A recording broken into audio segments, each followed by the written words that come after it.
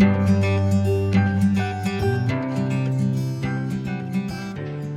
Boredom Crafters! In today's video, I'll be showing you how to make DIY slime.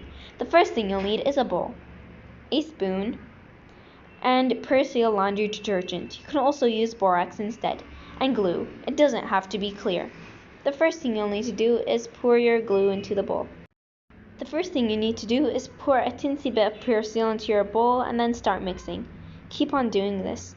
If you pour all your Persil at once, and then the slime would be very stringy and not that fun to play with.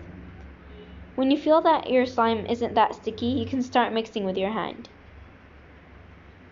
Keep on mixing and mixing. After you're done mixing and you think your slime is ready, you can play with it. I like my slime to be a little sticky, so I kept it this way. Now put your slime in an airtight container and enjoy!